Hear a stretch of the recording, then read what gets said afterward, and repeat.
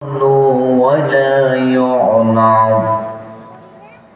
وقال النبي أيضا: كانت بنو إسرائيل تسوسهم الأنبياء، كلما هلك نبي خلفه نبي، وإنه لا نبي بعدي، أو كما قال النبي عليه الصلاة والسلام.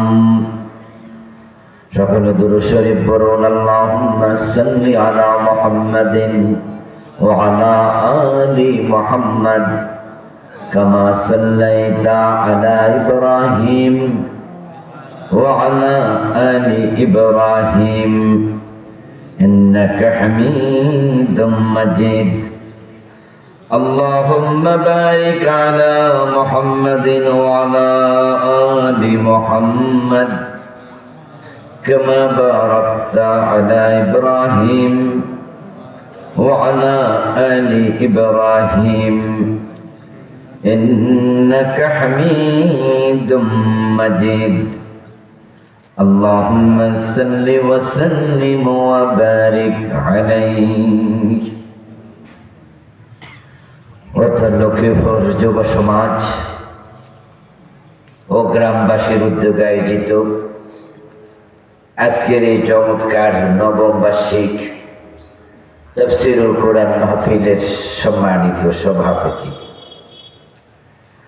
মহতারাম জনাব হাজী মোহাম্মদ আব্দুল খালেক সরদার সাহেব, আজকের মাহফিলে আমার পূর্বে অত্যন্ত চমৎকার ভাবে আলোচনা উপস্থাপন করেছেন নন্দিত মুফাসসিরে কোরআন মুহতারাম মাওলানা আলহাজ নাসিরউদ্দিন হেলালি সাহেব। আল্লাহ তাআলা ভাইকে সুস্থ সুন্দর লম্বা হায়াত দান করুন। ভাইয়ের কণ্ঠকে আল্লাহ বিশ্বময় ছড়িয়ে দিন। মুহতারাম মাওলানা জুবায়ের আহমদ সাহেব, মাওলানা আব্দুল করিম সাহেব সহ অন্যান্য সম্মানিত আলোচকবৃন্দ, উপস্থিত হযরত উলামায়ে কেরাম, ইসলাম প্রিয় তৌহিদি জনতা, পর্দার অন্তরালের সতী সাধবী, সম্মানিতা মা ও বোনেরা, সম্মানিত দিনী ভাইয়েরা, আপনারা কেমন আছেন? আলহামদুলিল্লাহ, মাশাআল্লাহ। আল্লাহ তাআলা আমাদেরকে ভালো রাখুন, সুস্থ রাখুন। যতদিন তিনি আমাদের বাঁচিয়ে রাখবেন, ঈমানের সাথে সুস্থতার সাথে বাঁচিয়ে রাখুন, বলুন আমিন। আল্লাহ তাআলার অসংখ্য শুকরিয়া, যিনি আমাদেরকে কনকনে শীতের মাঝে কুয়াশা স্নাত রাতে কোরআনের আহ্বানে কোরআনের মাঠে একত্রিত হওয়ার তৌফিক দিলেন। কৃতজ্ঞতা জানাচ্ছি মহান প্রভু আল্লাহকে, যিনি আমাদেরকে দয়া করে সুস্থ রাখলেন, কোরআনের কথা বলার মতো, শোনার মতো কোরআনমুখী হৃদয় দিলেন। এজন্য আসুন শুরুতে তাকেই শুকরিয়া জানাই, কৃতজ্ঞতা জানাই। সবাই মিলে একবার জোরে জোরে কালিমাতু শুকর করি, আলহামদুলিল্লাহ। প্রিয় দিনী ভাইয়েরা, আমি আপনাদের সম্মুখে পবিত্র কোরআন মাজিদ থেকে সূরাতুস সফের 9 নম্বর আয়াতে কারিমা তিলাওয়াত করেছি। প্রিয় নবীজি সাল্লাল্লাহু আলাইহি ওয়াসাল্লামের পবিত্র মুখ অনুসৃত ছোট ছোট দুইখানা হাদিসে নববী পাঠ করেছি। আল্লাহ তাআলা তৌফিক দান করলে এখান থেকে কিছু কথা বলবো ইনশাআল্লাহ। সূরাতুস সফের 9 নম্বর আয়াতে কারিমাতে আল্লাহ তাআলা নবীজি মুহাম্মদ সাল্লাল্লাহু আলাইহি ওয়াসাল্লামকে পৃথিবীতে কেন পাঠিয়েছেন, রাসূলুল্লাহর জীবনের লক্ষ্য কি ছিল, মিশন কি, ভিশন কি, লক্ষ্য কি, টার্গেট কি, কেন এসেছেন, কেন আল্লাহ পাঠালেন এ বিষয়ে আল্লাহ কথা বলেছেন। নবীজি পৃথিবীতে কেন এসেছেন এটা আমাদের জানার প্রয়োজন আছে কিনা? বোঝেন তো আপনারা? বোঝেন তো না? জানা দরকার আছে। হ্যাঁ, কারণ নবীজিকে অনুসরণ করা আমাদের জন্য নফল না ফরজ? রাসূলকে মানতেই হবে। মানা আগে না জানা আগে? না জানলে মানবেন কেমনে? এই জন্য কোরআন মাজিদের 1 নম্বর আয়াত যেটা আল্লাহ তাআলা নাজিল করেছেন সেটা ছিল ইকরা বিসমি রাব্বিকাল্লাযী খালাক। পড়ো তোমার প্রভুর নামে। পড়ার সাথে জানার সম্পর্ক ওতপ্রোত নিবিড়। পৃথিবীতে যত জ্ঞানী মানুষ আছে, না পড়ে কেউ জ্ঞানী হয়েছে? অসম্ভব। শুনে শুনে জ্ঞানী হওয়া যায় না, পড়তেই হবে। আল্লাহ তাআলা জানার জন্য অর্ডার করেছেন, বলেছেন রাসূল আমাদেরকে তলাবুল ইলমি ফারিদা আলা কুল্লি মুসলিম। ইলম শিখা সকল মুসলমানের জন্য ম্যান্ডেটরি, আবশ্যক, ফরজ। শিখতেই হবে। আগে জানো, তারপরে মানো। নবীজিকে যেহেতু মেনে চলা ফরজ, সেহেতু নবীজিকে জানাটাও ফরজ। রাসূল হলেন উম্মতের জন্য একমাত্র আদর্শ। তাকে অনুসরণ করে জীবন সাজানো উম্মতকে জান্নাতে যেতে হলে শর্ত। যদি উম্মতের জীবন নবীর সাথে না মিলে, তাহলে সে আসলে উম্মতি না। নবীর কথা হবে উম্মতের কথা, নবীর কাজ হবে উম্মতের কাজ। নবীর চলন বলন কথন শয়ন জাগরণ, এভরি মোমেন্ট, এভরি হোয়াস, জীবনের বটম থেকে টপ, পাকঘর শেখে থেকে সংসদ ভবন, চুল কাটা থেকে রাষ্ট্র পরিচালনা, সব জায়গায় উম্মত নবীকেই মানতেই হবে। আমরা খাওয়ার সময় ভাবি আমার নবী কেমনে খাইছে, কোন হাতে খাইছে। আমরা ঘুমানোর সময় ভাবি আমার নবী কোন কাতে ঘুমাইছে, কোন দোয়া পড়ছে। আমরা যখন টয়লেটে যাই তখনও ভাবি আমার নবী কোন পা দিয়ে টয়লেটে গেছে। নবীজি মুহাম্মদ সাল্লাল্লাহু আলাইহি ওয়াসাল্লাম যেহেতু আমাদের মডেল আদর্শ, তাই সব জায়গায় নবীকেই মানতে হবে। নবীর জীবনের লক্ষ্যের সাথে উম্মতের জীবনের লক্ষ্য মিলাতেই হবে। দেহের মাপে জামা, মাথার মাপে টুপি, নবীর মাপে হবে ইসলাম। কথা বোঝেন? আপনার মাথার মাপ আপনার টুপি, আপনার গায়ের মাপে আপনার জামা, কিন্তু ইসলাম আপনার মাপে নয়, আপনার ফিরের মাপে নয়, কোন বক্তার মাপে নয়। ইসলাম নবী মুহাম্মাদের মাপে হওয়া লাগবে, তাহলে মুক্তি, তাহলে জান্নাত। قال رسول الله صلى الله عليه وسلم كل أمتي يدخلون الجنة إلا من أبى। প্রিয় নবী বলেন আমার সব উম্মত জান্নাতে যাবে, তবে অস্বীকারী উম্মত জান্নাতে যাবে না। হাদিসের এই অংশের অনুবাদে বোঝা যায় উম্মতের মাঝে কিছু অস্বীকারীও আছে। কুল্লু উম্মতি, আমার সব উম্মত ইয়াদখুলুনাল জান্নাহ, জান্নাতে যাবে, ইল্লা তবে মান আবা, যে অস্বীকারী সে জান্নাত পাবে না। কিলা মান আবা ইয়া রাসূলুল্লাহ, প্রশ্ন করল কোন একজন সাহাবী, হে রাসূল অস্বীকারী উম্মত আবার কে?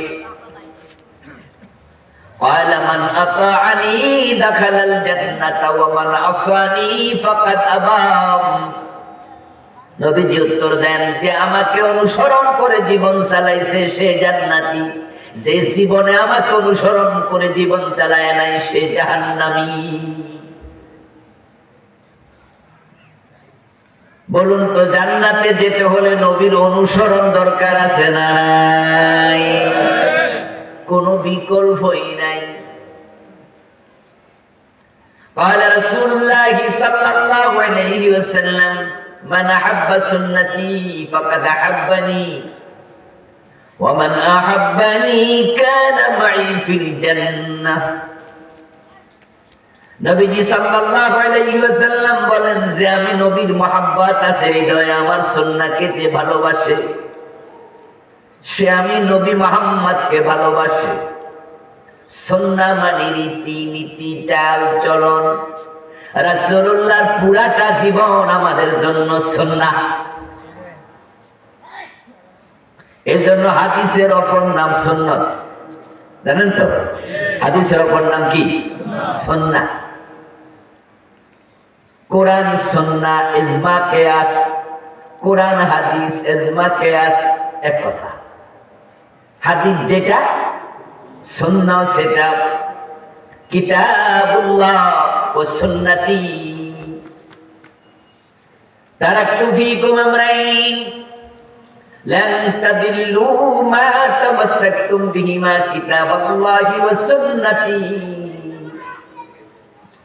তোমাদের কাছে দুটি জিনিস রেখে গেলাম, যতদিন আঁকড়িয়ে ধরবে পথ হারা হবে না। এক নাম্বার আল্লাহর কিতাব কোরআন, আমার সুন্নাহ হাদিস। হাদিস যে কথা, সুন্নাহ। মান আহাব্বা সুন্নতি, যে আমি নবীর সুন্নাহকে ভালোবাসলো, হাদিসকে ভালোবাসলো, ফাকাদ আহাব্বানি, সে আমি নবী মুহাম্মদকে ভালোবাসে। ওমান আহাব্বানি কানা মাই ফিল জান্নাহ, আর যে আমার সুন্নাহর আলোকে জীবন চালায় আমার ভালোবাসার প্রমাণ দিতে পারবে সে জান্নাতে আমি নবীর সাথেই ঢুকবে। আমরা সবাই জান্নাতে যেতে চাই। জান্নাতে যেতে হলে আল্লাহ তাআলা নবীর সুন্নাহর সাথে জান্নাতকে সম্পৃক্ত করে দিয়েছেন। কোরআনে আল্লাহ বলেন, কুল ইন কুনতুম তুহিব্বুনাল্লাহা ফাত্তাবিউনি। ও প্রিয় নবীজি, আপনি বলে দিন উম্মতের কাছে, তোমরা যদি আল্লাহর ভালোবাসা পেতে চাও, আল্লাহকে ভালোবাসতে চাও, আমি নবীর অনুসরণ করো। মান ইউতি'র রাসূলা ফাকাদ আতা আল্লাহ। কোরআনে আল্লাহ বলে যে আমার নবীকে অনুসরণ করলো সে যেন আমি আল্লাহকে অনুসরণ করলো। তিনি আল্লাহর দূত, তিনি আল্লাহর রাসূল। তাকে সরাসরি আল্লাহ নিজে নিয়ন্ত্রণ করতেন। নবুয়ত পাওয়ার পর থেকে ইসলামের ব্যাপারে তিনি বানায় একটি কথাও কোনোদিন বলেন নাই। যা বলেছেন সব আল্লাহ বলাইছে, তিনি বলেছেন। ওনার মুখ দিয়া প্রতিটা কথা বের করেছেন কে? আমরা যা কই সব আল্লাহ বাইর করে নাকি? তাহলে মিছা কথা নিকেরা বাইর করে? আমাদের কথা আল্লাহ বের করেন না, আমাদের কথাগুলো আমরা বলি। কিন্তু নবী মুহাম্মদ নিজে কোনো কথাই বলতেন না। মা ইয়ানতিকু আনিল হাওয়া ইন হুয়া ইল্লা ওয়াহিয়ুন ইউহা। সুবহানাল্লাহ পড়েন। সুবহানাল্লাহ। আল্লাহ তাআলা বলেন আমার নবী বানায়া একটা কথা কথা বলে না, যা বলে সব আমি আল্লাহর পাঠানো ওহী। আমাদেরকে মানুষ যখন কোনো মাসআলা জিজ্ঞাসা করে, আমাদের মাঝে এমন অনেক আলেম আছে যাদের চরিত্র হলো এমন, জানলে সাথে সাথে কয়ালায়, যদি না জানে তাহলে কিছু গুজাম্মিল দিয়েও চালাইয়া দেয়, এমনও আছে না নাই? না জানলেও কয়, জানলেও কয়। কিন্তু আল্লাহর নবী ইসলামের ব্যাপারে বানাইয়া একটা শব্দ কোনোদিন বলতেন না, জানলে বলতেন, না জানলে ওহির জন্য অপেক্ষা করতেন। ওনাকে ডিরেক্ট আল্লাহ চালাইছে এবং আল্লাহ নবী মুহাম্মদকে নিষেধ করেছে, আপনি শরীয়তের ব্যাপারে নিজে কোনো কথা বলবেনই না। আপনি আমার রাসূল, আমার দূত, আমি আপনাকে বলাবো, আপনি বলবেন। এই জন্য রাসূলের প্রতিটা কথা মূলত কার কথা? এই জন্য হাদিসের নাম ওহী। শুধু কোরআন ওহী না, হাদিস। কোরআন হলো ওহী মাতলু, হাদিস হলো ওহী গায়রে মাতলু, এটা ওহী। যেহেতু নবী মুহাম্মদের প্রতিটা কথা আল্লাহ বলা, এজন্যই আল্লাহ বলে মান ইউতিউর রাসূল ফাকাদ আতাল্লাহ, যে আমার নবীকে অনুসরণ করে সে আমি আল্লাহকে অনুসরণ করে।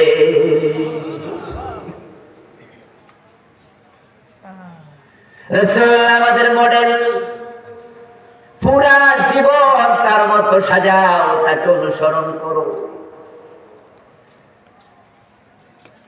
এখন আপনারা যারা আমার আলোচনা শুনতেছেন, টাকনুর নিচে কাপড় পরে আজকে আইছে মাহফিলে, এখনো বৈশা আছে টাকনুর নিচে কাপড়, এমন লোক 2-4 জন এখানে আছে না নাই? রাসূল টাকনুর নিচে কাপড় পরছেন কয়দিন? আজকে সকালে দাড়ি কামাইছে, এমন লোক আজকের মাহফিলে আছে না নাই? রাসূল দাড়ি কামাইছে কয়দিন? সুদে টাকা লাগায় রাখছে, এই মুহূর্তেও টাকা সুদে লাগানো এমন 2-4 জন এখানে আছে না নাই? রাসূল সুদ খাইছে কয়দিন? নিজের যুবতী মেয়ে কলেজে পড়ে, ভার্সিটিতে পড়ে, হাই স্কুলে পড়ে, বোরকা সিলাইয়া দেন না। নিজের বউটা বোরকা পরে বাহিরে যায় না, বেপরদায় ঘোরে। অথচ আমার নবীর মেয়ে এবং স্ত্রী কখনো বেপরদা বের হন নাই। যারা পর্দা করে না তারা সব দায়ুস হয়ে গেছে, আর দায়ুস কখনো জান্নাতে যাবে না। দায়ুস কি পুরুষ হয় না মহিলা হয়?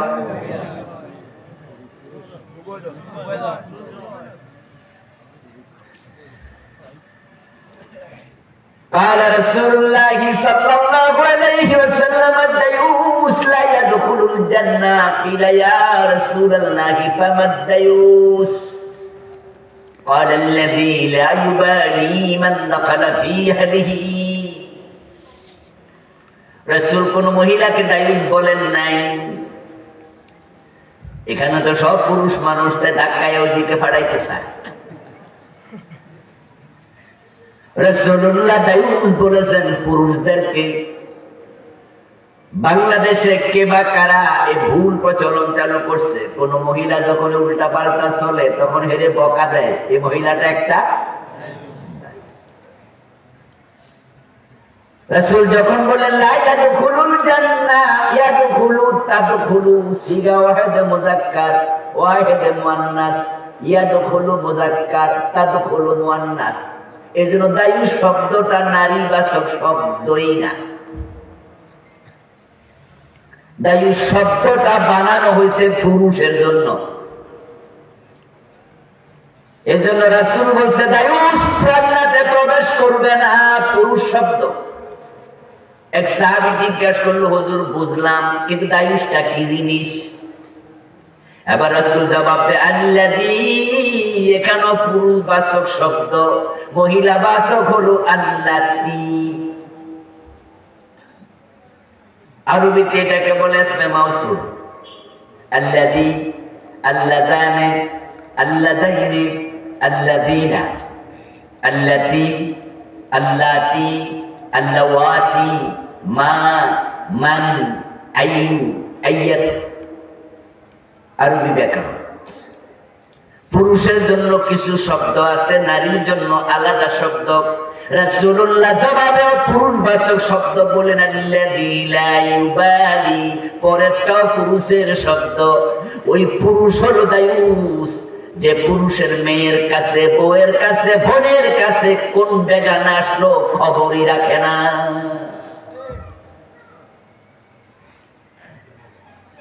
আপনার যুবতী মেয়ে কার সাথে মিশে আপনি বাবা, আপনি খবরই নেন না। বেপরোয়া, লাইবালি, পরোয়া করে না। শুনছেন নি ভাইজান, আপনার মেয়েকে দেখলাম ওই যে রাস্তার মোড়ে এক ছেলের সাথে দাঁড়ায় দাঁড়ায় গল্প করছে, হাসি তামাশা করছে, লক্ষণ ভালো না। এখন চাচা জবাব দেয় এই বয়সে একটু একটু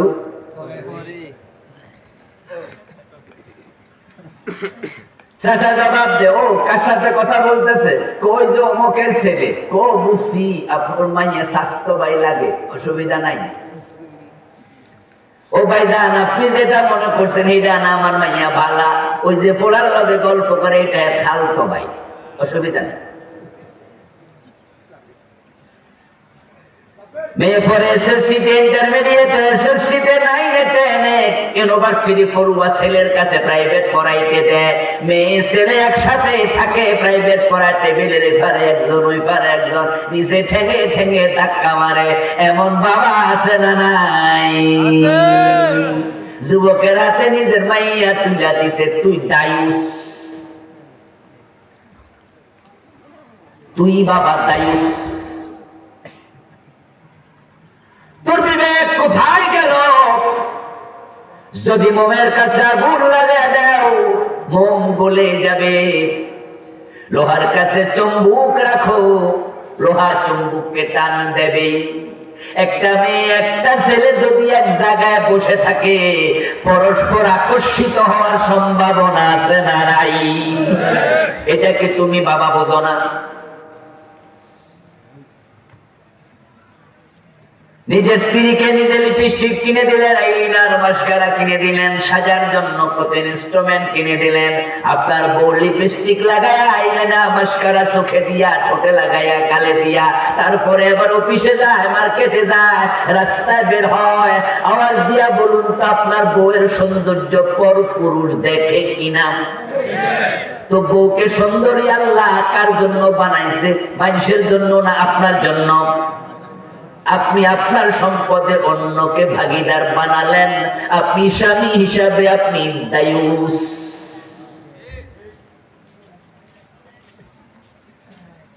নবী মুহাম্মদ আমাদের মডেল। তাই কাপড় পরতে তাকে মানো, খাওয়ার সময় তাকে মানো, ঘুমানোর সময় তাকে মানো, টয়লেটে ঢুকতে তাকে মানো, মসজিদে ঢুকতে তাকে মানো, ব্যবসা করতে তাকে মানো, লেনদেনে তাকে মানো।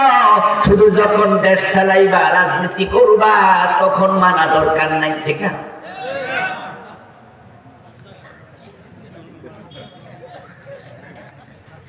ওখানে রাসূলের দরকারই নাই। ওখানে আমরা যারে মনে চায় তারে মানবো, ঠিক না? ওখানে আমরা স্বাধীন। ওখানে রাসূলের সুন্নাত মানার দরকার নাই।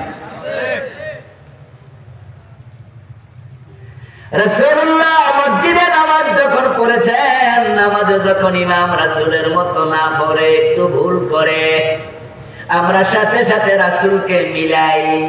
জোহরের নামাজ রাসূল 2 রাকাত পড়ে বইছে, আর তাহিয়াতু পড়ছে, তারপরে খাড়াইছে। কিন্তু আমার ইমাম 2 রাকাত পড়ার পর তাহিয়াতু পড়তে মনে নাই, ডাইরেক্ট খাড়ায়া যাইতাছে। আমরা দাঁড়াবো না লোকমা দেব? কারণ আমার রাসূল আমার মডেল। তাই ইমাম ভুল করছে। ইমাম যদি বাবা হয়, সার নাই, ঠিক না? ঠিক না? বাবা হইল লোকমা দিব। কারণ আমার জন্য আমার বাবা আদর্শ না রাসূল আদর্শ? যদি ইমাম আমার পীর সাহেব হতেন, উনি 2 রাকাত পড়ে না বসে দাঁড়াতে থাকতেন, আমরা দাঁড়াতাম না লোকমা দিতাম? কারণ পীর আমার আদর্শ না, আমার আদর্শ নবী মুহাম্মদুর রাসূলুল্লাহ সাল্লাল্লাহু। ইমাম সাহেবকে আপনি লোকমা দিয়া বুঝাইলেন, ও ইমাম আপনার নামাজের সাথে আমার রাসূলের নামাজ মিলে নাই, তাই লোকমা দিলাম। এবার রাষ্ট্র যারা চালাইছে 53 বছর ধরে, আমার নবী মুহাম্মদ 10 বছর কোরআন দিয়া চালাইছে মদিনা। এখন তারা বাংলাদেশ কোরআন দিয়া কয়দিন চালাইছে? লোকমা দিয়েছেন কয়দিন?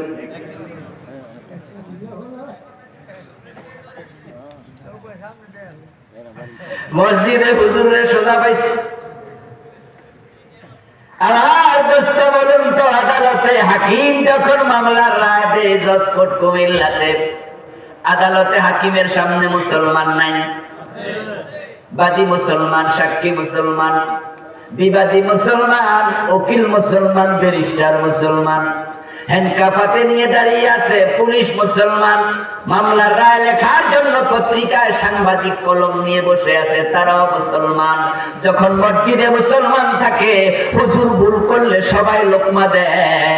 এখন আদালতে এত মানুষ, 53 বছর হাকিমেরা কোরআন দিয়ে রায় দেয় না, সেখানে লোকমা দেয়ার মানুষ পাওয়া যায় না।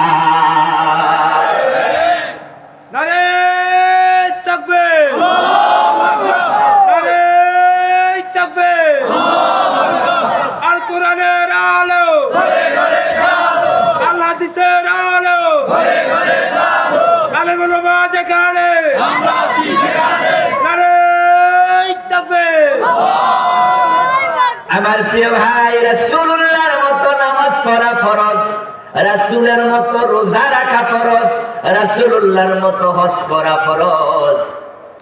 বিচার আচার রাসূলের মতো করা ফরজ না, এটা আমাদের ইচ্ছা। প্রিয় নবীজি যখন বিচার করতেন, তখন তিনি আল্লাহর কোরআনের আলোকে করতেন। একদিন এক বিচার আসলো রাসূলের কাছে, মহিলা চুরি করেছে, চুরির বিচার। নবীজি মুহাম্মদ সাল্লাল্লাহু আলাইহি ওয়াসাল্লাম কোরআনের একটা আয়াত শোনালেন, আস-সারিকু ওয়াস-সারিকাতু ফাকতাউ আইদিয়াহুমা জাযাম বিমা কাসাবা নাকালাম মিনাল্লাহ। আল্লাহর অর্ডার, চোর নারী হোক আর পুরুষ হোক, হাত কেটে দিতেই হবে, সুতরাং হাত কেটে দেও।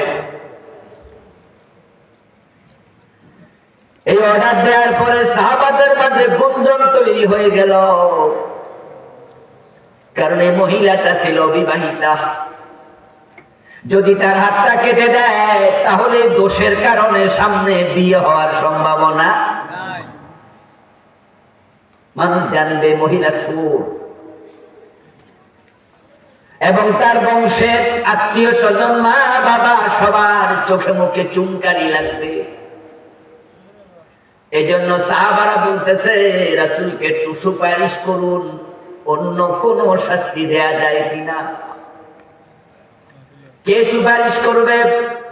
আবু বকর, ওমর, ওসমান, আলী রাদিয়াল্লাহু তাআলা আনহুম কেউ রাজি না, কেউ পারুন না।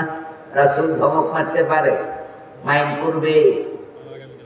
সবাই মিলে আবার রাসূলের একজন প্রিয় ভাজন, উনার পালক পুত্র যায়েদ বিন হারেসার ছেলে ওসামাকে ধরল। ওসামা, রাসূল তোমাকে বড্ড ভালোবাসেন, এই সুপারিশটা তুমি গিয়ে করো। হযরত ওসামা রাসূলুল্লাহর কাছে গিয়ে বলে, দাদা যান, আমার একটা কথা আছে। বলো। এবার বলে, মহিলাটাকে হাত না কেটে অন্য কোন শাস্তি দেয়া যায় কিনা একটু ভেবে দেখবেন কি? সহিহ বুখারীতে এসেছে, ফাতালাওয়ানা ওয়াজহু রাসূলিল্লাহি সাল্লাল্লাহু আলাইহি ওয়াসাল্লাম, সাথে সাথে রাগে গোসায় রাসূলের চেহারা লাল হয়ে গেল। রাসূল কি কালো ছিলেন না সুন্দর? সুন্দর মানুষ রাগ করলে কেমন লাগে? আর লাল হইয়া যায়। ফাতালাওয়ানা ওয়াজহু রাসূলিল্লাহ, সুবহানাল্লাহ। অন্য হাদিসে পাওয়া যায় রাসূল যখন রেগে যেতেন চেহারা আনারের মতো লাল হয়ে যেত। আমার রাসূলের চেহারা তো ছিল চাঁদের চেয়েও সুন্দর। আল্লাহর হাবিব জানেন উসামা ছোট মানুষ, এই প্রস্তাব তার মাথায় আসার কথা নয়, তাই তিনি বললেন তোর যারা ফাটাইছে হেরারে ডাক। উনি সবাইকে ডাকলেন, সাহাবারা আসলো, রাসূলুল্লাহ দাঁড়ালেন, তাদের সামনে সংক্ষিপ্ত একটা বক্তব্য দিলেন। ওই বক্তব্যের মাঝে আমার রাসূল বলেন ওয়ান্না ফাতিমাতা বিনতা মুহাম্মাদিন সারাকাত ইন্না মুহাম্মাদান লা ইয়াকতাউ ইয়াদাহা। শোনো আমার সাহাবারা, এই মহিলা নয়, যদি আমার কলিজার টুকরা ফাতেমাও চুরি করে আমি ফাতেমার হাতটাও কাটবই। চোর ধরে হাত কাটার জন্য অর্ডার দিছে কে? আল্লাহ।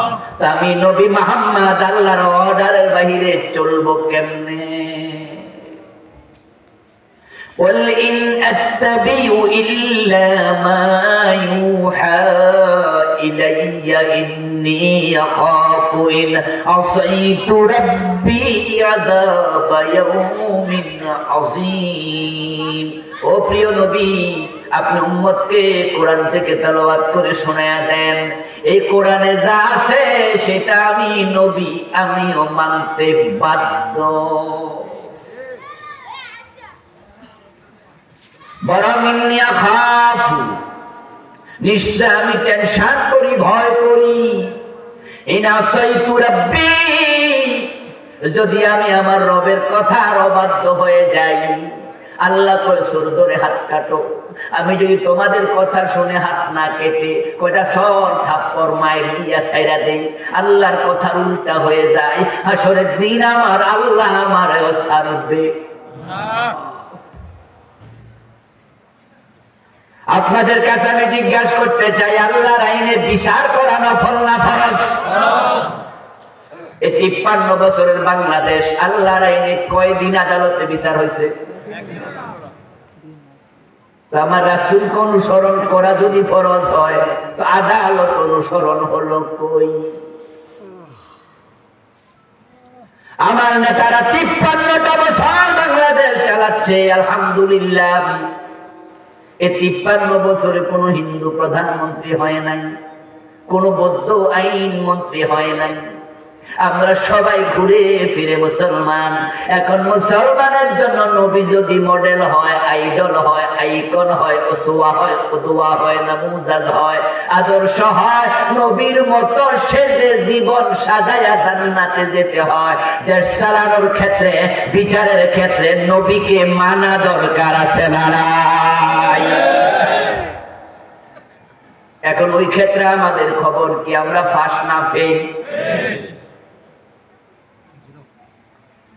এখন যারা আল্লাহর আইনে বিচার করবে না তাদের ব্যাপারে আল্লাহর বক্তব্য আমার আগের বক্তাও শোনাইছে, ওমান লাম ইয়াহকুম ফামা বিমা আনজালাল্লাহু ফাউলাইকা হুমুজ যালিমুন ফাউলাইকা হুমুল ফাসিকুন ফাউলাইকা হুমুল কাফিরুন। যারা আমি আল্লাহর নাজিল করা কোরআন দিয়ে বিচার করবে না তারা ফাসিক, তারা জালেম, তারা কাফের। কে বলছে? আল্লাহ। তো নামাজ পড়ে লাভ কি? আপনি তো কাফের, আপনি তো জালেম, আপনি তো ফাসিক, রোজা রেখে লাভ কি?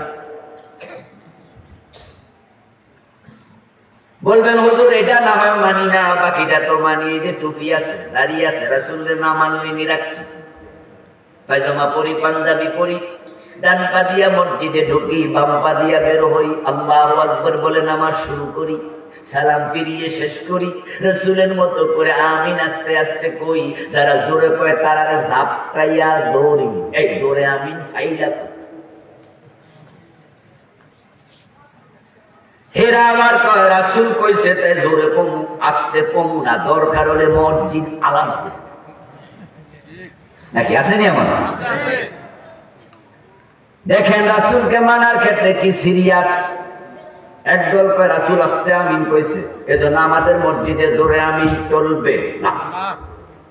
রাসূলকে কি মানাটা মানে? আমাদের ফার্ম গেটের সাথে তেজগাঁও একটা ফার্ম গেটে বিশাল মসজিদ আছে, পূর্ব তেজতুরি বাজার, পশ্চিম তেজতুরি বাজার, দুইটা জায়গা। তো পশ্চিম তেজতুরি বাজারে বিশাল এক মসজিদ আছে, ওটার ওয়ালের মাঝে কিছুদিন, এখন নাই, কিছুদিন এরকম বড় বড় করে লেখা রাখছে, এই মসজিদে জোরে আমিন বলা নিষিদ্ধ।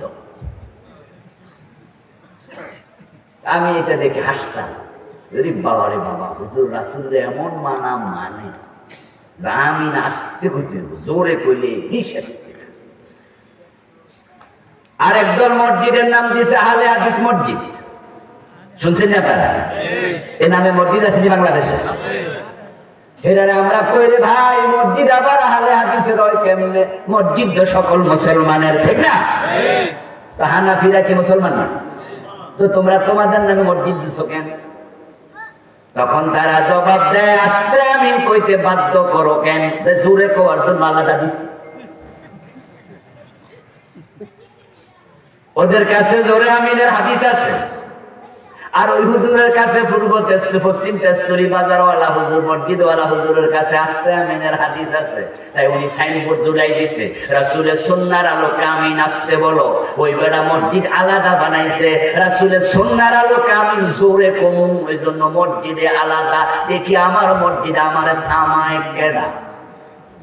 এজন্য ভাত 3 বেলার জায়গায় 4 বেলা খাইয়া বল কইরা আনি।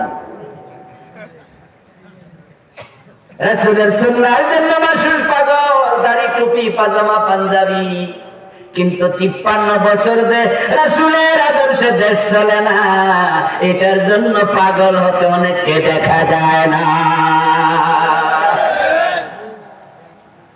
এখানে রাসূলের আদর্শ নাই, এখানে আদর্শ George Washington, mister Gandhi, Sheikh Mujibur Rahman, শহীদ প্রেসিডেন্ট জিয়াউর রহমান, পল্লী বন্ধু এরশাদ, উনারা দেশ চালাইছে।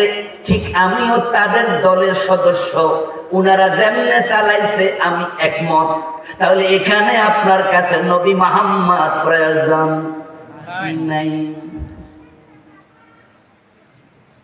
যদি নবী মুহাম্মদ সাল্লাল্লাহু আলাইহি ওয়াসাল্লাম আপনার আদর্শ হতো, ঠিক টুপিদারির মতো আপনি তাদেরকে লোকমা দিতেন। হ্যাঁ, আমি দল করি তোমার দল, আমি বঙ্গবন্ধুর দল করি, শহীদ জিয়ার দল করি, এরশাদের দল করি, কিন্তু তোমরা কোরআন দিয়ে দেশ চালাইতে হবে। যদি আমরা সবাই মিলে কোরআন দিয়ে দেশ চালানোর আন্দোলন শুরু করতাম, সেই দলই ক্ষমতা যাক, কোরআন দিয়ে দেশ চালাতে বাধ্য হতো।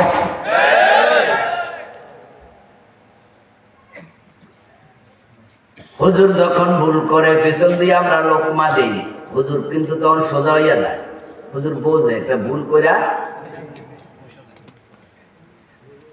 আমার বন্ধু জোহরে হুজুর ভুল করলো, আমরা জোহরে লোকমা দিলাম, হুজুর বুঝছে যে ভুল হয়েছে, সাথে সাথে কি আপনার এটাকে রেক্টিফাই করলো, হুজুর সংশোধন করলো, সাউ সেজদা দেয়। শোনেন নাই, দেখেন নাই?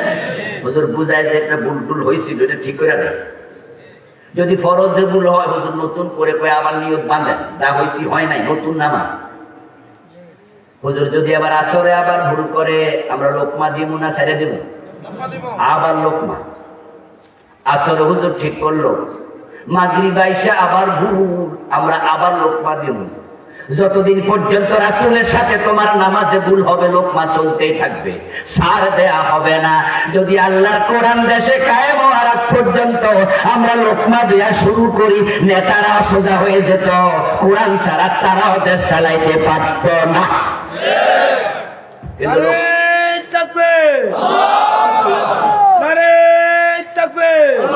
আমার ভাই, কিন্তু লোকমা কয়দিন দিচ্ছেন এখানে?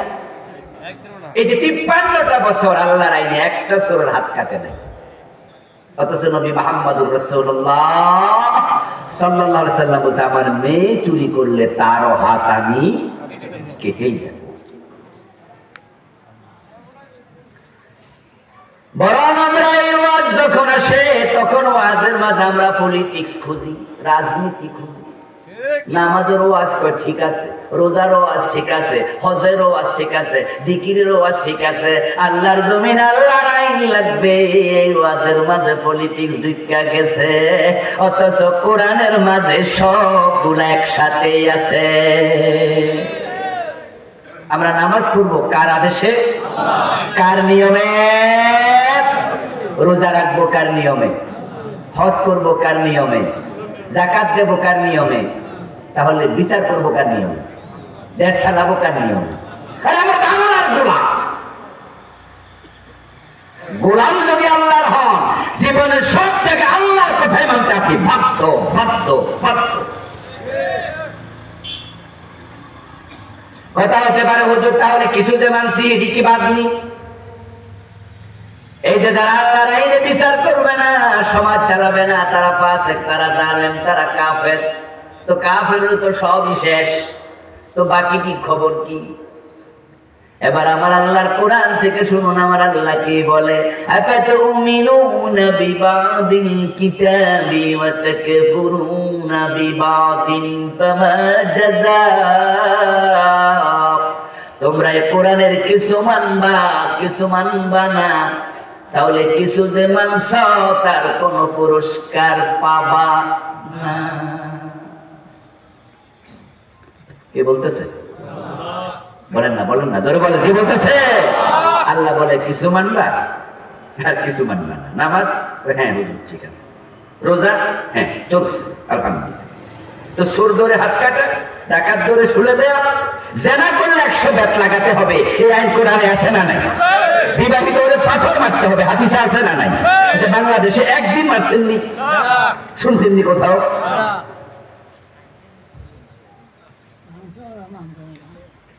الزانية والزاني فاجلدوا كل واحد منهما 100 جلدة ولا تأخذكم بهما رأفة في دين الله। কি শব্দ, কি শব্দ, কি ওয়াইটফুল শব্দ! জেনাকারী পুরুষ, জেনাকারী নারী, তাদের দুইজনকে 100 করে বেত লাগাও, এবং বেত লাগানোর সময় তাদের প্রতি অন্তরে কোনো মায়া যেন না আসে। শব্দের স্টাইল দেখছে, বেত তো লাগাইতেই হবে, মনে কোনো মায়াও যেন না আসে। আরে মায়াটা দূরের কথা, আমরা তো বেতের কাছে। তাহলে আমাদের দেশে কোনো মুসলমান নাই, এজন্যই বিচার নাই, আল্লাহর আইন চলে না। আমরা সব হিন্দু, বৌদ্ধ, খ্রিস্টান, এরকম না মুসলিম। তো মুসলিম হলে আপনারা না মানলে মানবে ডাকি। যারা বোঝেন তারা একটু দয়া করে উত্তর দিয়ে, কোরআন কি তেলাওয়াত কইরা তাকে রাখার জন্য আছে নাকি মানার জন্য? এই আয়াতের খবরটা কি একটু আমাদের দেন, খবরটা। এদেশে জেনা আছে, একদিন লাগাইবেন না, আল্লাহ জিগায় কি উত্তর দেবেন? এবার আপনাদের কাছে আমি জানি, দয়া করে বলুন তো, আমরা কি পুরা কোরআন মানতেছি না কিছু? বলেন বলেন, পুরা মানে না কিছু? আল্লাহ বলছে কিছু মানো, কিছু মানো না, ফামা জাযা, পুরস্কার নাই। আসলে অর্ধেকটা জিনিস চলেনি, অনেক জায়গাতে অর্ধেকটা জিনিস চলে না। দুইটা উদাহরণ দিলে বুঝবেন। ফজরের নামাজের ফরজ কয় রাকাত? 2 রাকাত। 1 রাকাত সূরা ইয়াসিন দিয়া পড়ছেন ভালো কইরা 15 মিনিট লাগাইয়া, তারপরে সালাম ফিরিয়া বাড়ি গেছেন, শীত বেশি। আর আজই বলো 2 রাকাত পড়ছি, আজকে যে শীত পড়ছে বুঝু অর্ধেকটা সালাম দিয়া দেন, আল্লাহ 50% সওয়াব তো দিব, ঠিক না? কত পার্সেন্ট দিব? কেন 15 মিনিট যে পড়লেন লাগাতার, অর্ধেক চলে না। 17 মাসের দিন পিপাসা লাগছে বেশি, তাই ঘড়ির দিকে তাকায় দেখেন যে রোজা রাখছি তো 6 ঘন্টা হয়ে গেছে, 7 ঘন্টা পার হয়েছে, 14 ঘন্টার রোজা, 7 ঘন্টা ইফতার করে আলাই, সওয়াব হয়েছে অর্ধেক, ঠিক না?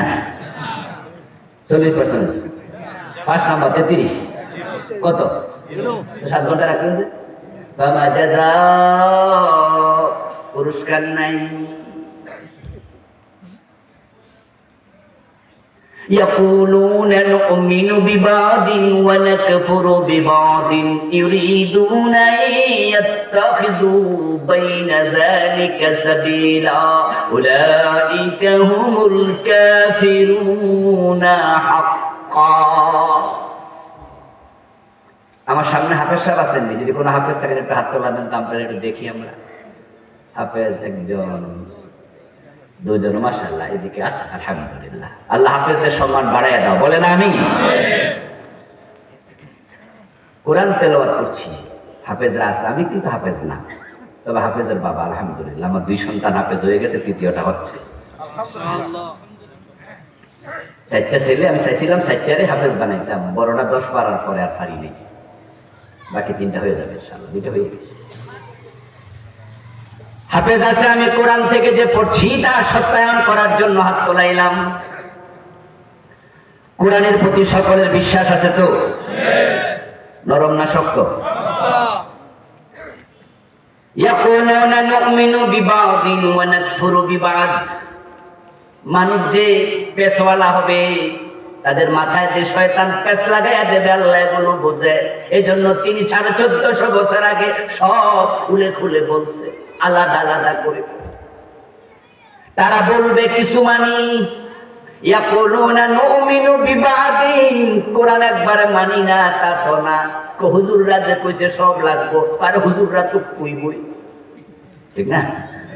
আমরা পারি নি, আর সব আমরা সাধারণ মানুষ, এই সব পারি না, এটা আল্লাহ বোঝে। আর হুজুররা কোক, আর হুজুরদেরকে তো কইতে দাওয়াত দিয়ে আনছি নাকি? কিন্তু মানার ক্ষেত্রে আমরা চিন্তা করবো যে কোন জায়গায় সুবিধা, কোন জায়গায় অসুবিধা, হিসাব বড় চালাকি। এই জন্য দেখবেন জজকোট মসজিদের জজ সাহেব, হুজুর যদি 2 রাকাত পরে জোর দাঁড়ায় যায়, হুজুরের লোকমা দে জজ নিজে, কারণ তিনি জানে 2 রাকাত পরে বসা ওয়াজিব। হুজুর ওয়াজিব তরক করছে, তাই জজ লোকমা দিছে। কিন্তু জজ সাহেব নামাজের পরে এজলাসে বইয়া চোরের হাত কাটে না, এটা ফরজ। নিজের লোকমার খবর হুজুরের লোকমা। উনি যে 40 বছর জজগিরি করলো, আল্লাহর আইলে একটা রায় দেয় না, উনি নিজের লোকমা দেয় না, শুধু হুজুরের সোজা পাইছে, ওখানে লোকমা বেড়া নেই। হুজুরদেরকে আনছি তো ওয়াজ করতে, হুজুররা ওয়াজ করুক। ওয়ানাকফুরু বিবাদিন, তারা বলবে সব মানতে পারি না, সব মানা সোজা না। আমরা সুদের বিরুদ্ধে ওয়াজ করি, আমরা বলি সুদ খাইলে 73 গুনাহ, সবচেয়ে ছোটটা নিজের মায়ের সাথে জেনা। আমার রাসূল আমাদেরকে জানাইছে 1 টাকা সুদ খেলে 36 বার জেনার গুনাহ হয়ে যায়। من أكل درهم ربا وهو يعلم أنه أشد من 36 زينة للربا 73 بابا أيسرها أن ينكح الرجل أمه।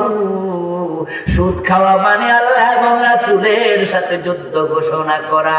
আমাদের ওয়াজ শুই না কিছু শিক্ষিত লোক আছে, তারা কয় আরে হুজুররা কি বোঝেনি, সুদ না থাকলে বিশ্ব ব্যাংক লোন দিবনি।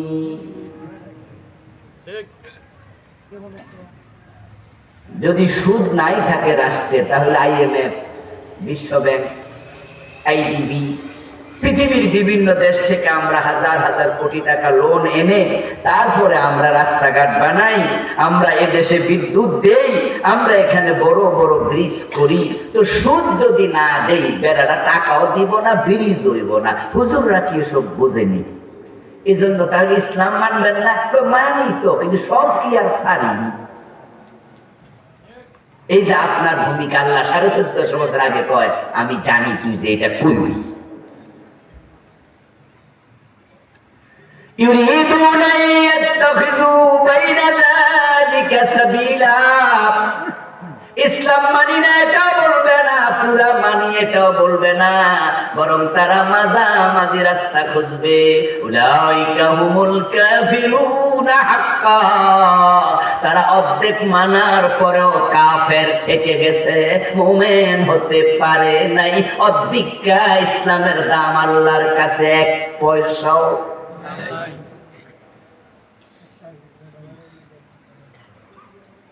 আপনাদের বাড়িতে পেঁপে গাছে পেঁপে ধরে, লাউ গাছে লাউ ধরে, গয়ম গাছে গয়ম ধরে, ধরেনি? বাজারে অধিকা কাইতে কাইতে বেচতে নিয়ে দেখবেন যে কাস্টমার কিনে নি। সারাদিন বই থাকবেন, কাস্টমার নেব না। বই নিয়া পেঁপে কাইতে আনছেন কেন? আমরা কবে যে দুজনে ভাগ করে নিতেন, আগে কাইতে রাখছি, কম টাকা নেন। কবে আমনে তা আমনে খান যান।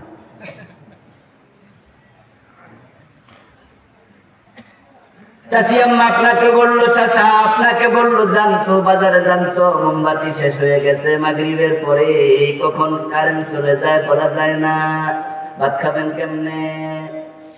10 টাকার একটা মোমবাতি আনেন, পাশে বাজার, বাজারে রওনা দিছেন। মোমবাতিটা আনি দয়ার খুলে দেখেন 1000 টাকার একটা নোট আছে, আর কোনো টাকাই নাই, ভাঙতি। এখন কি করি? টাকা ছাড়া গেলে দেবে না। 1000 টাকা নিয়ে বাজারে যাব আমি, বুড়া মানুষ, যদি পকেট মাইর নেয়, রাস্তায় হারায়া যায়, পুরাটাই লস। কি করব মাথায় বুদ্ধি আসলো, মাঝখান দিয়া ভাস করে একবারে সুন্দর করে ছিনলেন, অর্ধেক ডয়ার রেখে মনেরে বুঝ দিলেন, হারাইলেও 500 তো রইল।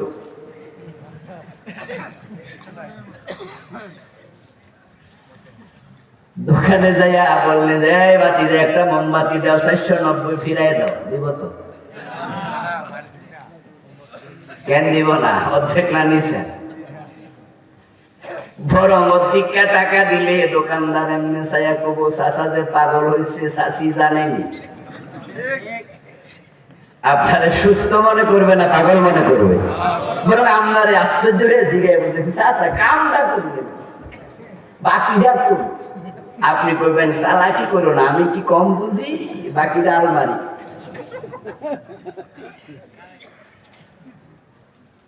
অথচ আপনি আল্লাহর কাছে জান্নাত চান, অথচ আপনি পুরা কোরআন মানতে রাজি নাই। কোরআন এমন এক কিতাব, বিসমিল্লাহর বা থেকে মিনাল জিন্নাতি ওয়ান নাসের সিন পর্যন্ত সবটা মানতেই হবে। কাদিয়ানির নাম শুনছেন নি? শুনছেন? বলুন তো, কাদিয়ানি মুমিন না কাফের? তারা কোরআনের কয়টা বিধান মানে না? মাত্র একটা। সেটা হলো শেষ নবী মুহাম্মদ সাল্লাল্লাহু আলাইহি ওয়াসাল্লাম। তারা নবী মুহাম্মদকে নবী মানে, রাসূল মানে, কিন্তু শেষ নবী মানে না।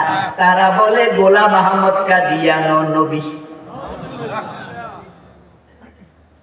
আর বাকি নামাজ, রোজা, হজ, যাকাত, টুপি, দাড়ি, পাগড়ি, পায়জামা, পাঞ্জাবি, মেসওয়াক যত আছে ইসলামের অনুষঙ্গ সব মানে, শুধু শেষ নবী মানে না। আমরা সবাই মিলে ফতোয়া দিয়েছি তারা কাফের। এবার বলুন তো, ইবলিস শয়তান মুমিন না কাফের? হে বেটা, আল্লাহর কয়টা আইন মানে নাই? একটা। আমরা মানি না কয়টা?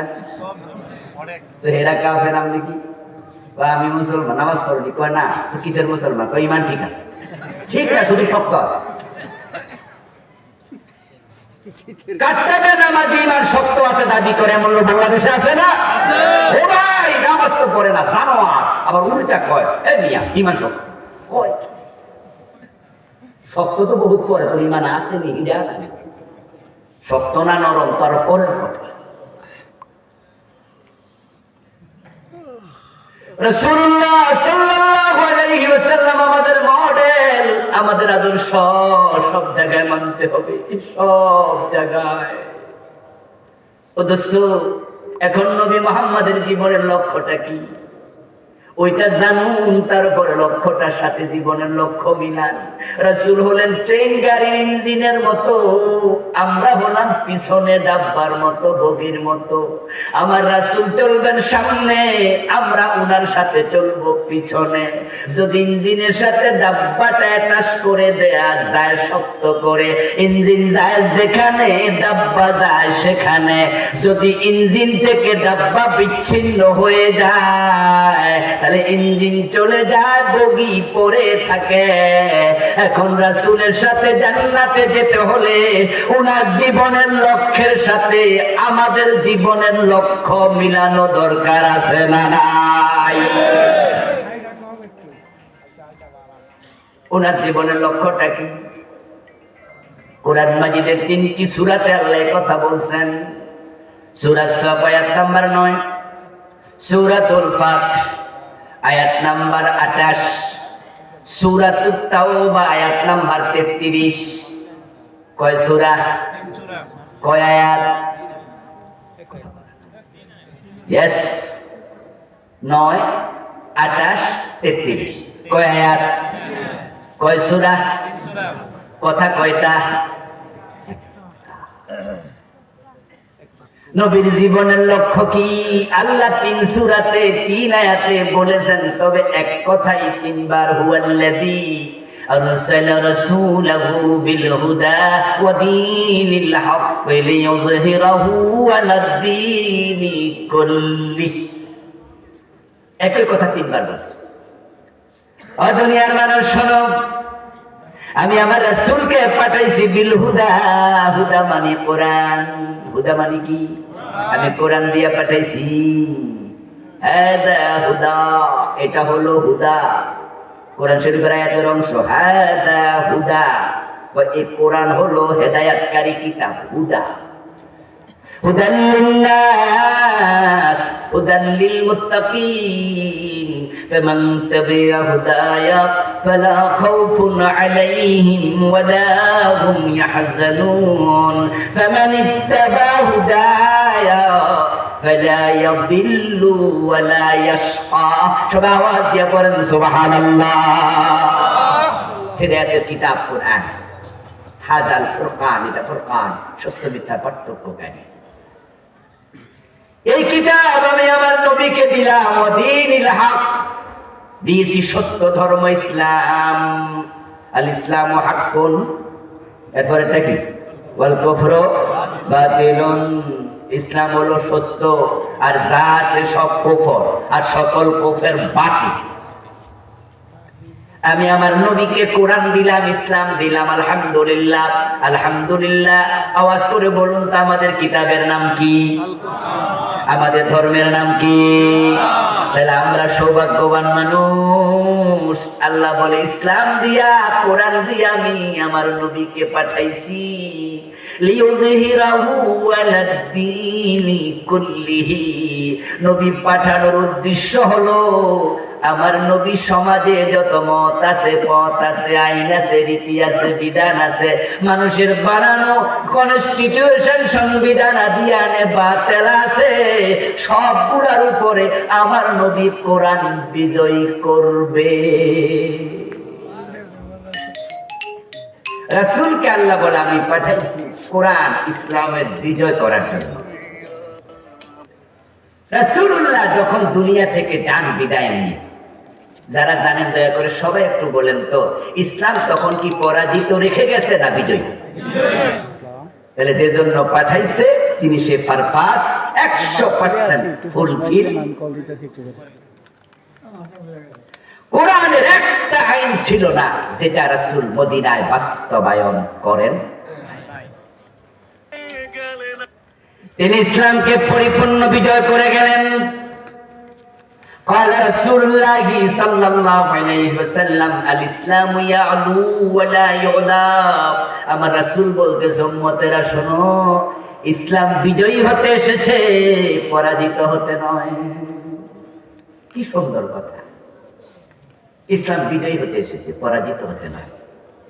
রাসূল ইসলামকে বিজয় করে দিলেন। আপনারা বলুন তো, বাংলাদেশ ইসলাম কি বিজয়ী অবস্থায় আছে না পরাজিত? আমরা মুসলমানরা এখনো বেঁচে আছি না নাই? আমাদের ভূমিকা আছে না নাই? ইসলাম বিজয়ের জন্য কাজ করা দরকার আছে না নাই? তো না করলে নবীর জীবনের লক্ষ্য তুমি মিলাইলা। তুমি তো পৃথক হওয়া ভোগী, ছুটে যাওয়াটা দেওয়া। তুমি তো আলাদা, তুমি তো আলাদা। এই দেশের হাজারো আলেম, পীর, বুজুর্গ, নামাজি, হাজি, গাজী, ইসলাম মানার ক্ষেত্রে তারা 1 ক্লাস, খুব ভালো, কিন্তু রাসূলের জীবনের লক্ষ্যের সাথে জীবনের লক্ষ্য মিলাতে ব্যর্থ। আমরা 92% মুসলমান। আল্লাহ তাআলা আমাদেরকে এমন একটি ভূখণ্ড দিয়েছে ভাই, আলহামদুলিল্লাহ। আপনি লক্ষ্য করে দেখুন না, আমাদের চারপাশে ইন্ডিয়া, তাদের একদিকে জলভূমি আর 3 দিকে তাদের স্থলভূমি। আমাদের পাশে মায়ানমার, আপনারা আল্লাহর শুকরিয়া সিজদায় যদি পড়ে থাকেন মৃত্যু পর্যন্ত, শুকরিয়া আদায় করতে পারবেন না। আপনার জন্মটা এখানে না হইয়া মায়ানমারে হলে আপনাকে মুসলমান হওয়ার কারণে তারা কচু কাটা করতো, পালাইয়া আপনি আসা লাগতো বাংলাদেশের সীমান্তে, ঠিক কিনা? থাকতে পারতেন না, শুধু মুসলিম হওয়ার অপরাধ। আপনার বাড়ি যদি কাশ্মীরে হতো, আপনি কাশ্মীরে জেলখানার মধ্যে থাকলেন। ইন্ডিয়ার এমন কিছু জায়গা আছে যেখানে গরু জবাই করা নিষিদ্ধ, যায় না। এমন মসজিদ আছে যে মসজিদে মাইকে আজান দেয়া যায় না। আমার দুজন পরিচিত লোক, পরিচিত মানে একজন আমার বন্ধু, গত কোরবানির ঈদের সময় তিনি ইন্ডিয়া ছিলেন, যাচ্ছিলেন তিনি ইউরোপের এক দেশে। ইন্ডিয়া হয়ে গেলেন, বললেন যে ইন্ডিয়া কিছুদিন বেড়ায় তারপরে যাব। আমাকে ইউরোপে থাকতেই ভিডিও কল দিল, দিয়ে গল্প করলো। গল্প করতে গিয়ে বলে যে কোরবানির অভিজ্ঞতা, কোরবানি ঈদের নামাজ পড়লাম এক ঈদগাহে। ঈদের নামাজ পড়ার পরে এবার আমরা যারা মুসলিম সেখানে ঈদের নামাজ পড়লাম, আমাদেরকে বলা হলো আপনারা যারা গরু জবে করবেন তারা সকলে অমুক জায়গায় দল বেঁধে চলে যান। এই আলোচনা যখন, ঘোষণা যখন হলো, আমরা তো বেড়াইতে গেছি, আমরা তো গরু জবাই করবো না, কিন্তু ভাবলাম যে তারা যেহেতু অমুক জায়গায় যাইতে বলছে, তো কাম গাছ তো নাই, সেখানে যাই দেখি কিভাবে তারা ঈদ উদযাপন করে। ওই লাইন ধরে তাদের সাথে যেতে যেতে দেখি যে তারা একটা বাউন্ডারি ওয়াল, চারপাশে এমন একটি স্টেডিয়ামের মতো জায়গা, চারপাশে অনেক উঁচু ওয়াল, গেট খুলে দিল। আমরা গেটের ভিতরে দল বেঁধে ঢুকলাম। ঢোকার পরে দেখি সেখানে অনেকগুলো গরু। সকলে ঢোকার পরে তারা গেটে, বিশাল আপনার এই গেট লাগাইয়া দিল, বিশাল লোহার গেট লাগাইয়া দিয়া এবার ভিতরে বলতেছে গরু জবে করেন, তবে কেউ ভিডিও চিত্র ধারণ করবেন না। আমরা দেখলাম তখন তারা দরজা বন্ধ করে গেট লাগাইয়া ওয়ালের ভিতরে গরু জবে করতেছে। ভিডিও করা পর্যন্ত নিষেধ, কারণ টেনশনে আছে যদি এইটা আবার ফেসবুকে যায় তাহলে হতে পারে যার ফেসবুকে গেছে তাকে এসে পিটাবে।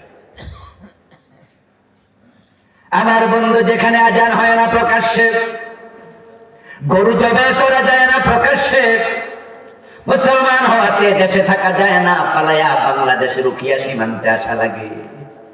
সেই ভারতের দূরত্ব, মায়ানমারের দূরত্ব আমার থেকে একবারে সামান্যই, কিন্তু আল্লাহর বড় দয়া, আল্লাহ সেখানে না পাঠাইয়া এমন জায়গায় পাঠাইছে যেখানে আজানের শব্দে প্রতিদিন আমাদের সকালে ঘুম ভাঙে। আমরা মায়ের কোলে থেকে আজান শুনেছি জন্মের সাথে সাথে। রাস্তায় বের হলে আমাদের কানে মাইকের আওয়াজ আসে।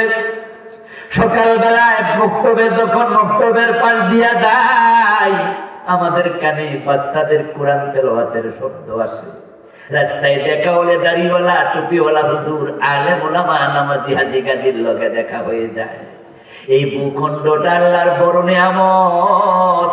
ইন্ডিয়ার মাঝখানে আল্লাহ আমাদেরকে দিলেন, যেখানে 92% মুসলমান। সবগুলো মুসলমানকে আল্লাহ বড় হয়েছে এক জায়গা দিয়ে দিচ্ছে, মাঝখানে দিয়ে।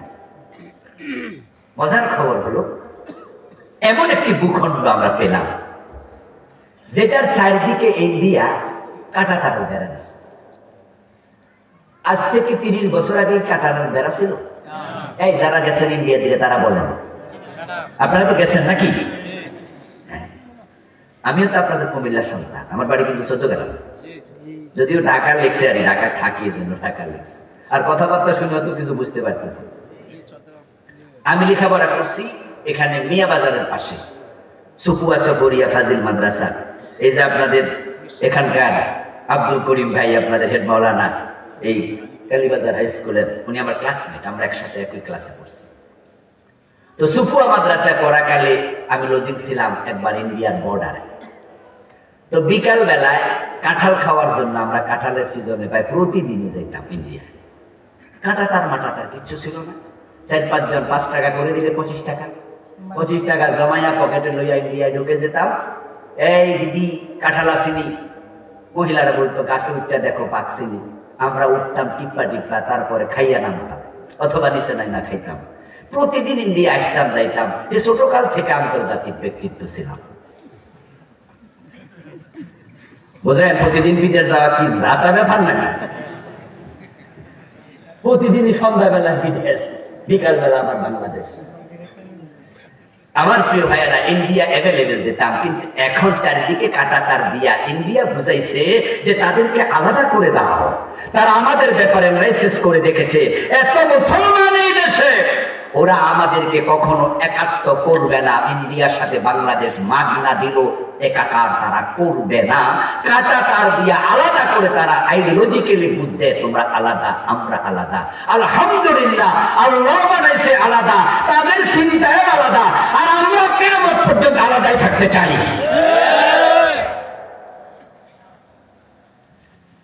এই ভূখণ্ড আল্লাহর দান। যেহেতু আমরা আলাদা আছি, এবার আমরা যদি এক হয়ে যাই, যে ঠিক আছে আমাদের দল থাকবে অনেক, গণতান্ত্রিক দেশে 2টা 3টা 4টা 5টা দল থাকতেই পারে। আমরা এক বাজারে খরচা খাই, একই ঘরে 2 ভাই 2 দল করে, আছে না? আবার একসাথে তারা একজন আরেকজনকে চুমু দেয়, আদর করে, কোলে লয়, ভালোবাসে, কোলাকুলি করে। গণতান্ত্রিক দেশে এটা সৌন্দর্য। কিন্তু আমরা এক জায়গায় যদি আসতে পারি, দেশটা যেহেতু মুসলমানের, দল যাই থাক, আমরা কোরআনের দিকে আগাতে চাই। সুবিধাটা কি? মসজিদ 100 বছর বয়স, ইমাম কি একজন থাকে? ইমাম চেঞ্জ হয়, কিন্তু মাগরিবের নামাজ 3 রাকাত, এটা কি চেঞ্জ হয়? আমরা যদি আল্লাহর কোরআনটাকে সবাই মিলে সংসদে ঢুকে দিতে পারি, রাসূলের বিধান কোরআন সুন্নাহর আলোকে দেশ চালাইয়া 5টা বছর দেখাইয়া দিতে পারি, পরবর্তী বাংলাদেশের লোকেরা কোরআন থেকে আর দূরে সরতেই চাইবে না। দল চেঞ্জ হবে, আল্লাহর কোরআনের আইন আর চেঞ্জ হবে না। আপনাদের কাছ থেকে আমি জবাব নেব, যাদের জবাব জানা আছে জবাব দিন। আল্লাহর কোরআনের ভিতরে শান্তি আছে না নাই? উন্নতি আছে না নাই? কোরআন যদি 5টা বছর দেখতে পারেন আপনারা, যে সমাজে কায়েম হয়েছে, এদেশের লোকেরা কোরআন থেকে আর কেউ সরতে চাইবে না। একটু তাকায় দেখেন, রাসূলুল্লাহর যুগে যখন কোরআন ছিল না, হানাহানি, মারামারি, কাটাকাটি, ছিনতাই, দর্শন, খুন, মদ, সুদ, ঘুষ সব ছিল। বাবা নিজের হাতে নিজের মেয়েটাকে মাটির নিচে চাপাও দিত জীবিত। কিন্তু কোরআন যখন সমাজে কায়েম হয়ে গেল, হযরত ওমরের যুগে যান, রাসূল প্রেসিডেন্ট ছিলেন 10 বছর, আবু বকর ছিলেন 2 বছর 4 মাস, তারপর হযরত ওমর হয়ে গেলেন খলিফা। অর্ধ দুনিয়া ইসলাম পৌঁছে গেল। হযরত ওমরের যুগে আমরা ইসলামের ইতিহাস পড়ে জেনেছি শান্তি কাকে বলে। অর্ধ দুনিয়ার সম্রাট ওমর গাছতলায় ঘুমায়া থাকে, বডিগার্ডের প্রয়োজন আর নাই। অর্ধ পৃথিবী করেছো শাসন, ধুলার তখ্তে বসে, খেজুর পাতার প্রাসাদ তোমার বারে বারে গেছে খসে। হযরত ওমর ওই অর্ধ পৃথিবী চালাইছে আল্লাহর কোরআন দিয়া। শান্তি কাকে বলে, নিরাপত্তা কাকে বলে? মদিনা থেকে হযরত ওমর 1000 কিলোমিটারের বেশি জেরুজালেম চলে গেলেন একা একা। সাথে কোনো এসএসএফ নাই, সেনাবাহিনী, বিডিআর, পুলিশের কোনো সদস্য লাগে না, শুধু ওটের রশি টানার জন্য একজন চাকর যথেষ্ট। শান্তি এমন ভাবে এসেছে মানুষের অন্তরে আল্লাহ ছাড়া কারো ভয় নাই। ও দেশটা চুরি হবে না, ডাকাতি হবে না, চিন্তাই হবে না, রাহাজানি হবে না, মদ থাকবে না, বেপর্দা বেহায়াপনা কোনোটাই থাকবে না। তাবলীগের ভাইয়েরা কত কষ্ট করলো নামাজের দাওয়াত নিয়া। বিশ্বে হুজুররা ঘোড়ায় চড়ে, পালকিতে চড়েও দাওয়াত দিছে এই দেশে, এখনো দাওয়াত দিচ্ছে পীর সাহেব হুজুররা, বক্তারা দাওয়াত দেয়। 3.5 লাখ মসজিদের মিম্বার থেকে নামাজের দাওয়াত হয়, মাদ্রাসার হুজুররা নামাজের কথা বলে, কিন্তু এরপরও ফজরের টাইমে সালাম ফিরে দেখেন মসজিদ খালি। বাজারের মসজিদে নামাজ পড়বেন, মাগরিব পড়ার পরে মসজিদের বারান্দায় তাকাবেন, দাঁড়ায়া কয়জন আসছে মসজিদে, বাজারে হাটে কতজন, দোকানে আছে কতজন? 10% লোক মসজিদে আসে নাই। 10% আসে নাই। মসজিদের পাশে চা দোকানে নামাজ চলাকালে টেলিভিশনে সিনেমা চলে। মসজিদের পাশের চা দোকানে দেখবেন যে নামাজ চলছে, মসজিদে চা দোকানে বইয়ে বইয়ে বিড়ি টানতেছে মুসলমানের সন্তান। বাইতুল মুকাররম জাতীয় মসজিদ, ওখানে গেলে দেখবেন যে নিচতলা দোকান চলছে, উপরে নামাজ চলছে। নামাজের টাইমে মসজিদ মার্কেটও বন্ধ হয় না। অথচ ইসলাম যদি আসে, দিন যদি বিজয় হয়, আইন হবে আজানের সাথে সাথে দোকান বন্ধ করতে হবে।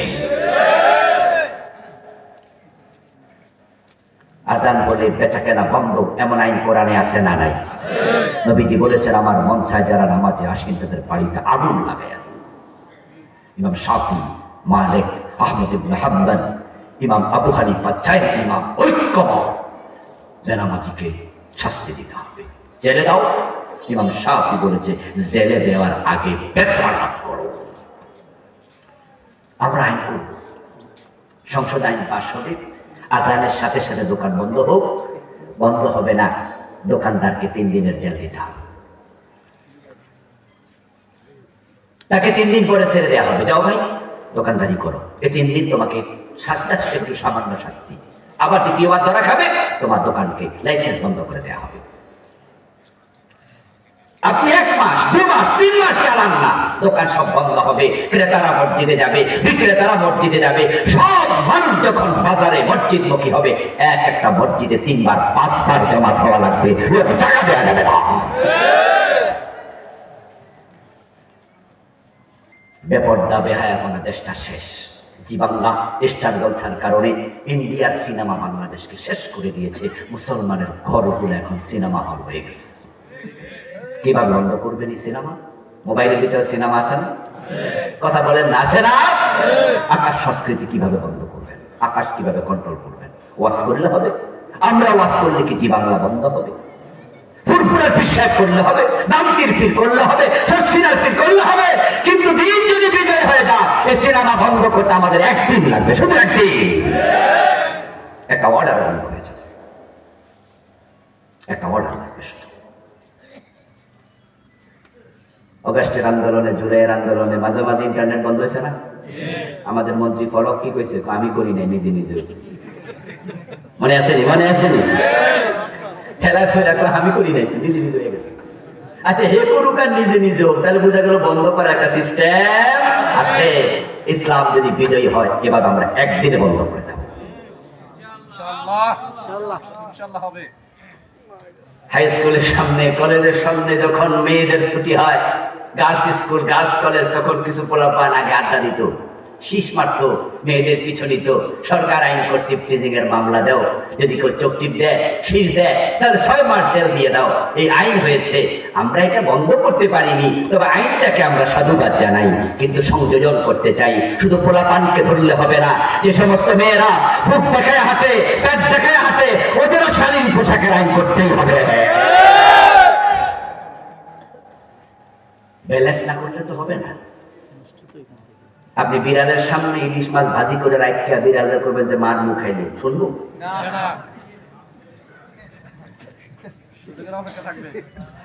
আপনাকে অবশ্যই সে মাছ ঢাকনা দিয়ে ডেক্সির ভিতরে রাখা উচিত, ঠিক না? যে আপনি বিড়ালে লাড়িলে করবেন, এই বিড়াল ব্যয় আইছে, কিন্তু আত্মীয় স্বজন আইছে, মাছ খাইছে না, মায়ের দিয়ে ওয়াশ করে লাভ নাই, কারণ আপনি তার সামনে রাখছেন, তার জিহ্বায় পানি তো আসবে। এখন ওরা আইন বানাইছে, ইফটিজিং এর আইন, পোলাপানরে জেলে দেয়, মাইয়ারা কাপড় ছাড়া হাঁটে। আমাদের ঢাকার বনানী, বাড়িধারা, ধানমন্ডি, ভিআইপি এলাকাতে গেলে আপনার চোখ হাতে নিয়ে হাঁটতে লজ্জায় মন চাইবে। বাবার সাথে যুবতী মেয়ে হাঁটছে, করোনাটাও নাই। আমার বন্ধু, মাদকের ছবলে যুব সমাজ শেষ। এদেশের হাজার হাজার উচ্চ শিক্ষিত ইউনিভার্সিটি পড়ুয়া যুবক এবং এখন মাদকাসক্ত। ইংলিশ মিডিয়াম স্কুলগুলোতে, কলেজগুলোতে এবং প্রাইভেট ইউনিভার্সিটি গুলোতে প্রকাশ্যে দিবালোকে পোলাপান গাঁজা টানে। আমার গাড়ির ড্রাইভার আমার সাথে গল্প করতেছে, হুজুর আমি অমুকের বাসায় চাকরি করছি, উনার মেয়েকে আমি অমুক ইউনিভার্সিটি নিতাম, নাম বলেছে, আমি নামটা বললাম না, ওই ভার্সিটির বদনাম হবে তো, তাই বললো যে মেয়েটাকে আমি ভার্সিটি নামাই দিয়া আবার আনা পর্যন্ত অপেক্ষা করতাম, প্রায় 3-4-5 ঘন্টা থাকতাম প্রতিদিন, এরকম চাকরি এটা আমার। তো গাড়ি রেখে আমরা আড্ডা দিতাম, আর আমাদের গাড়ির বনাটের উপরে দেখতাম এই ভার্সিটির পোলাপান গাঁজা রাইখা তারপরে কলকি দিয়া টানতো, সকাল সবাই সামনে প্রকাশ। ভার্সিটি পড়ুয়া পোলাপান গাঁজা টানছে, ইউনিভার্সিটি পড়ুয়া পোলাপান মদ খাইয়া। আপনাদের এলাকা তো কি মদ গাঁজা ইয়াবা নাই? সীমান্তবর্তী এরিয়া, আমাদের কাছাকাছি ইন্ডিয়া, ওখান থেকে মাদকের চোরা চালান বাংলাদেশে আসছে। এদেশের যুবকরা শেষ হয়ে যাচ্ছে। দিন বিজয় করো, না হয় তোমার পরিবারও মাদক ঢোকার সম্ভাবনা আছে। আপনার সন্তান ইন্টারমিডিয়েট পর্যন্ত না হয় নিয়ন্ত্রণে রাখলেন, কুমিল্লা পড়ালেন, Comilla high school, Comilla college, কিন্তু ইন্টারমিডিয়েটের পরে অনার্সে টিকলো জাহাঙ্গীরনগরে। এখন কি কুমিল্লা থেকে ক্লাস করা যাবে? সে টিকলো ঢাকা বিশ্ববিদ্যালয়। প্রতিদিন কি ঢাকা যেতে পারবে? বাধ্য হয়ে হোস্টেলে দিতে হবে, হলে দিতে হবে। আর হলে থাকে এক এক রুমে 3-4 জন। ও 3 জনের মাঝে 2 জন যদি মদ খায়, আরেকজন বিড়ি টানে, আপনার পোলা একা। সৎসঙ্গে স্বর্গবাস, অসৎ সঙ্গে সর্বনাশ। আপনার কলিজার টুকরা সন্তানটা হতে পারে আপনার অজান্তে মাদকাসক্ত হয়ে যাবে, ইয়াবা আসক্ত, সিগারেট, যেটা আপনি ভাবেন, কল্পনা করেন।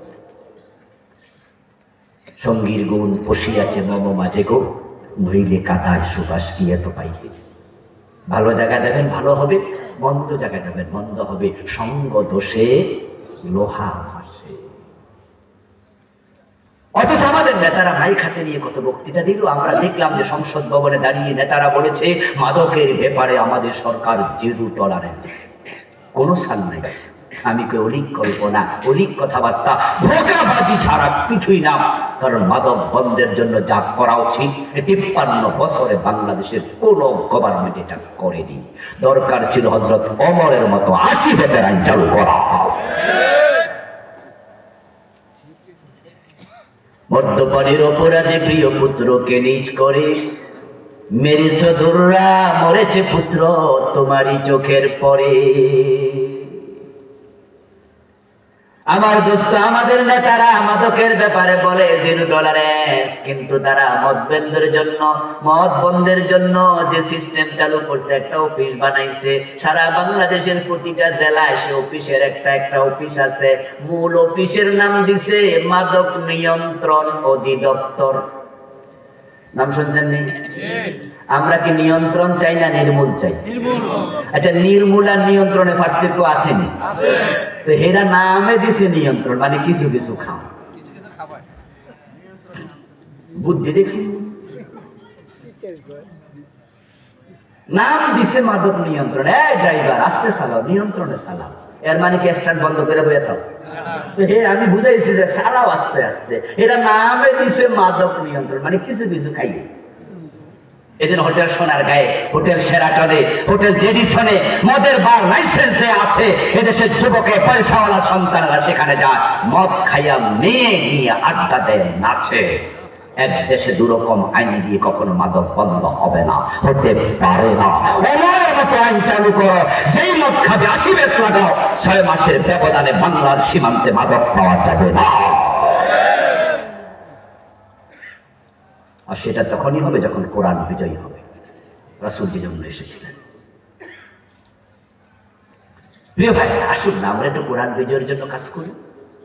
প্রিয় নবীর জীবনের লক্ষ্যকে আমাদের জীবনের লক্ষ্য বানাই, চেষ্টা শুরু করে দেই। আমি জানি আপনারা কোরআনের পক্ষের মানুষ, এখানে কোরআন ভালো না বাসতে এত রাত বসে থাকতেন না। কিন্তু আপনাকে যদি বলে আসুন না যে আগামীতে আমরা কোরআনটা সংসদে পাঠাই, আপনারা বলবেন কেউ কেউ যে হুজুর কথা ঠিক, তবে এবার না, ঠিক না? কোরআন লাগবে আমরা বুঝি, তবে হুজুর আপনারা আর একটু আগে এলেন, ঠিক না? আপনারা আগাইলে আমরা পিছন দিয়ে আইতেছি। আচ্ছা দোস্ত, আমরা আগাইলাম, এর আগে আপনি মরে গেলে আল্লাহর কাছে কি জবাব দিবেন?